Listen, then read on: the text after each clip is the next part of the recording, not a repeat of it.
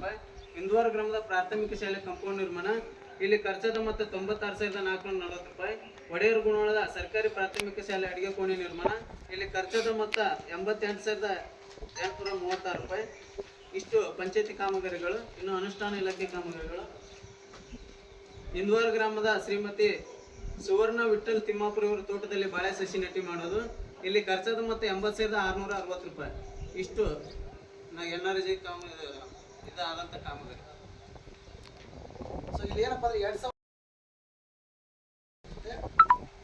2 ಇಲಾಖೆಗಳು ಮಾತ್ರ, ಒಂದು ಗ್ರಾಮ ಪಂಚಾಯತಿ ಮತ್ತು ಒಂದು ತೋಟಗಾರಿಕೆ ಇಲಾಖೆ ಮಾತ್ರ ಇಲ್ಲಿ ಕಾಮಗಾರಿಗಳನ್ನು ಅನುಷ್ಠಾನ ಮಾಡಿದ್ದಾರೆ. ಸೊ ಗ್ರಾಮ ಪಂಚಾಯತಿಯಿಂದ ಒಟ್ಟು 30 ಕಾಮಗಾರಿಗಳು ಅನುಷ್ಠಾನ ಆಗಿದ್ದಾವೆ. ಅಲ್ಲಿ ಖರ್ಚಾಗಿರ್ತಕ್ಕಂಥ ಕೂಲಿ ಮೊತ್ತ ಎಷ್ಟಪ್ಪ ಅಂದರೆ 11,46,083, ಸಾಮಗ್ರಿ ಮೊತ್ತ 14,09,092, ಒಟ್ಟು ಖರ್ಚಾಗಿರ್ತಕ್ಕಂಥದ್ದು 25,55,175 ಅಂತಕ್ಕಂಥದ್ದು. ಅದೇ ರೀತಿ ತೋಟಗಾರಿಕೆ ಇಲಾಖೆಯಿಂದ 80,660 ಕೂಲಿ ಮಾತ್ರ ಅಲ್ಲಿ ಖರ್ಚಾಗಿರ್ತಕ್ಕಂಥದ್ದು. ಅದೇ ರೀತಿ ಗ್ರಾಮ ಪಂಚಾಯತ್ ವ್ಯಾಪ್ತಿಯಲ್ಲಿ ಒಟ್ಟು 31 ಕಾಮಗಾರಿಗಳನ್ನು ಅನುಷ್ಠಾನ ಆಗಿದ್ದಾವೆ ನರೇಗಾ ಯೋಜನೆಯಲ್ಲಿ. ಅದರಲ್ಲಿ ಖರ್ಚಾಗಿರ್ತಕ್ಕಂಥ ಕೂಲಿ ಮೊತ್ತ ಎಷ್ಟಪ್ಪ ಅಂದರೆ 12,26,746, ಸಾಮಗ್ರಿ ಮೊತ್ತ 14,09,092, ಒಟ್ಟು ಖರ್ಚಾಗಿರ್ತಕ್ಕಂಥದ್ದು 26,35,835 ಏನಪ್ಪ ಅಂದರೆ ಇಲ್ಲಿ ಒಟ್ಟು ಖರ್ಚಾಗಿರ್ತಕ್ಕಂಥದ್ದು. ಇದರಲ್ಲಿ ಸೃಜನಾಗಿರ್ತಕ್ಕಂಥ ಒಟ್ಟು ಮಾನದಂಡಗಳು ಎಷ್ಟಪ್ಪ ಅಂದರೆ 3,862 ಮಾನದಂಡಗಳು ಇದು ಸೃಜನೆ ಆಗಿರ್ತಕ್ಕಂಥದ್ದು. ಈ ಅವಧಿಯಲ್ಲಿ ಯಾವ ಈ ಊರಿನ ಕುಟುಂಬಗಳ ಕೆಲಸ ನಿರ್ವಹಿಸೋದು ಅಂತಕ್ಕಂಥ ನೋಡಿದ್ರೆ ಆ ಊರಿನಿಂದ 107 ಕುಟುಂಬಗಳು, ಕಮಲದಿನಿಂದ 14, ಗೌಜನೂರಿನಿಂದ 60, ಒಡೆಯರ್ಗಳಿಂದ 5 ಕುಟುಂಬಗಳು, ಇಂದೋರ್ನಿಂದ 12, ಒಟ್ಟು ಏನಪ್ಪ ಅಂದರೆ 272 ಕುಟುಂಬಗಳು ಏನಪ್ಪ ಅಂದರೆ ಈ ಅವಧಿಯಲ್ಲಿ ಕೆಲಸವನ್ನು ನಿರ್ವಹಿಸಿದಾವೆ ಅಂತಕ್ಕಂಥದ್ದು. ಸೊ ಹಾಗಾದರೆ ಇಲ್ಲಿ ನಾವು ಮಹಾತ್ಮ ಗಾಂಧಿ ಉದ್ಯೋಗ ಖಾತ್ರಿ ಅಂತಕ್ಕಂಥ ಯೋಜನೆಗೆ ಸಂಬಂಧಪಟ್ಟಂತೆ ದಾಖಲೆಗಳ ಪರಿಶೀಲನೆ ಆಗಿರ್ಬೋದು, ಅಥವಾ ಕಾಮಗಾರಿಗಳ ಸ್ಥಳ ಪರಿಶೀಲನೆ ಆಗಿರ್ಬೋದು, ಇನ್ನು ಮನೆ ಭೇಟಿಗೆ ಹೋಗಿರ್ತಕ್ಕಂಥ ಸಂದರ್ಭದಲ್ಲಿ ನಾವೇನೇನು ನ್ಯೂನತೆಗಳನ್ನು ಗುರುತಿಸಿದ್ದೇವೆ ಅಂತಕ್ಕಂಥದ್ದನ್ನು ನೋಡೋದಾದರೆ ಇಲ್ಲಿ ಏನಪ್ಪ ಅಂದರೆ ನರೇಗಾ ಯೋಜನೆಗೆ ಸಂಬಂಧಪಟ್ಟಂತೆ ನಾವು ನೋಡೋದಾದರೆ ಇಲ್ಲಿ ಮನೆ ಭೇಟಿಗೆ ಹೋಗಿರ್ತಕ್ಕಂಥ ಸಂದರ್ಭದಲ್ಲಿ ಇಲ್ಲೇನಾಗುತ್ತಪ್ಪ ಅಂದರೆ ಒಂದು ಕುಟುಂಬ ಅಂದರೆ ಒಂದೇ ಜಾಬ್ ಕಾರ್ಡ್ ಇರಬೇಕು ಅಂತಕ್ಕಂಥ. ಸದ್ಯಕ್ಕೆ ಏನಪ್ಪ ಅಂದರೆ ಒಂದು ರೇಷನ್ ಕಾರ್ಡ್ ಐತಂದರೆ ಅದು ಒಂದು ಕುಟುಂಬ ಅಂತ ನಾವು ಪರಿಭಾವಿಸ್ಬೋದು.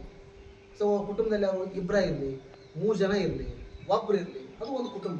ಇಲ್ಲಿ ಏನಾಗ್ತಾ ಇದೆ ಅಂದರೆ ಒಂದು ಕುಟುಂಬಕ್ಕೆ 100 ದಿನಗಳ ಕೆಲಸ ಕೊಡಬೇಕಾಗಿತ್ತು ನಾವು. ಸೊ ಒಂದು ಕುಟುಂಬದಲ್ಲಿ 2 ಜಾಬ್ ಕಾರ್ಡ್ ಆದರೆ ಆ ಕುಟುಂಬಕ್ಕೆ ಏನಾಗುತ್ತೆ 200 ದಿನ ನಾವು ಕೆಲಸ ಕೊಟ್ಟಾಗಿರುತ್ತೆ.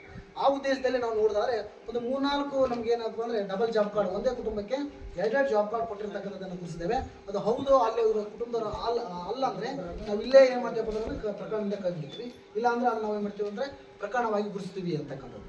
ಸೊ ಉದಾಹರಣೆಗೆ ಮೊನ್ನೆ ಬರ್ತಕ್ಕಂಥದ್ದು ಗುರುಬಾಯಿ ಸಂಗಪ್ಪ ಉಂಬ್ಲುಂಡಿ, ಸಂಗಪ್ಪ ಶಾಂತಪ್ಪ ಉಂಬ್ಲುಂಡಿ, ಒಂದೇ ಕುಟುಂಬದವರೇ. ಸೊ ಇಲ್ಲಿ ಏನಾಗಿದೆ ಅಂದರೆ ಒಂದು ಜಾಬ್ ಕಾರ್ಡ್ ಏನಿದೆ 384, ಇನ್ನೊಂದು ಜಾಬ್ ಕಾರ್ಡ್ ಏನಪ್ಪ ಅಂದರೆ ಅದು 386. ಇಲ್ಲಿ ಹೊಸದಾಗಿ ಮಾಡಿರ್ತಕ್ಕಂಥದ್ದು ಏನಪ್ಪ ಅಂದರೆ 387 ಜಾಬ್ ಕಾರ್ಡಿಗೆ ಎಷ್ಟು ಖರ್ಚಾಗೈತೆ ಅಂದರೆ ಇಲ್ಲಿ 2,491 ರೂಪಾಯಿ. ಸೊ ಇದನ್ನು ನಾವು ಏನು ಮಾಡ್ತೀವಪ್ಪ ಅಂದರೆ ಪ್ರಕರಣವಾಗಿ ಗುರುತಿಸ್ತೀವಿ ಅಂತ.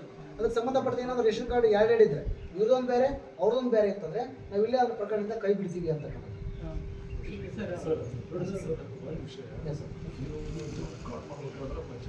ಹೌದು ಸರ್, ಅವನ ಡಾಕ್ಯುಮೆಂಟ್ಸ್ ಕೊಟ್ಟಿನ ನೀವು ಅಪ್ಲೋಡ್ ಮಾಡೋದು. ಮತ್ತೆ ಅದು ಎಲ್ಲ ದಾಖಲಾತಿ ನಿಮ್ಮ ಕಡೆ ಪಾಪ ಕುಟುಂಬದವ್ರು ಇಲ್ಲ ಸರ್. ನೀವು ಪ್ರಕರಣವಾಯ್ತು ಅಂತೇನಂದ್ರೆ ಅದು ಯಾವುದೇ ಸಾಂದಾದ್ರು ತಡಿಯುವ ಉಮೇಶ್ ಯಾವ ವಿಷಯಕ್ಕೆ ಯಾವ ಕೇಳಕತ್ತೀನಿ ನಾನು ಈ ಕಟ್ಬೇಕ ಕಟ್ಸಕಂತ ಈ ರೊಕ್ಕ ತಗೊಂಡು ಇದು ಕಟ್ಟಕಂತ ನೀವು ಪ್ರಕರಣವಾಗಿ ನೀವು ತಗೊಂಡೋದ್ರ ಸರ್ ಇಲ್ಲಿ ಏನಾಗತ್ತಪ್ಪ ಅಂದ್ರೆ ಹೌದು ಮುಂದೆ ನೀವು ಒಂದು ಅವನ ಟೋಟಲ್ ಕೆರಿಯರ್ ಒಂದು ಪಾಯಿಂಟ್ ಇಟ್ಟಾಗ ನೀವು ಅವನು ನಿಮ್ ಇದ್ರೊಳಗೆ ಒಂದು ಪಾಯಿಂಟ್ ಫಿಕ್ಸ್ ಆಗುದು ಇವು ಒಂದು ರೆಡ್ ಮಾರ್ಕ್ ಅಂತೀವಲ್ಲ ಆ ರೀತಿ ಅವ್ನು ಇಟ್ಟಂಗ ಆಗ್ಬಿಡುತ್ತೆ. ಇಲ್ಲಿ ಏನಾಗೈತೆ ಅಂದ್ರೆ ಸರ್ ಲೋಪದೋಷ ಏನಾಗೈತೆ ಅಂದ್ರೆ ಮೊದಲೇ ನಾವು ಜಾಬ್ ಕಾರ್ಡ್ ಕೊಡಬೇಕಾದ್ರೆ ಗ್ರಾಮ ಪಂಚಾಯತಿಯವರು ಪರಿಶೀಲನೆ ಮಾಡಿ ಕೊಡ್ಬೇಕು ಸರ್. ಇಲ್ಲಿ ಏನಾಗಿದೆ ಅಂದ್ರೆ ಅದು ಗ್ರಾಮ ಪಂಚಾಯತಿಯವರು ಒಂದು ತಪ್ಪಿನಿದೆ ಈ ಹಿಂದೆ ಇರ್ತಕ್ಕಂಥ ಇದು ಅಂದ್ರೆ ಆಲ್ರೆಡಿ ಸರ್ ಬರೋಕ್ಕಿಂತ ಪೂರ್ವದಲ್ಲಿ ಅವಾಗಲೇ ಜಾಬ್ ಕಾರ್ಡ್ ಆಗ್ಬಿಟ್ಟಿದೆ. ಇಲ್ಲಿ ಏನಾಗಿತ್ತು ಅಂದ್ರೆ ಇಲ್ಲಿ ಏನದ ಓದಿ ಹೇಳ್ತೀನಿ. ಸೊ ಅದ್ರ ಸಂಬಂಧಪಟ್ಟ ಲಿಸ್ಟ್ ಕೊಡ್ತೀನಿ.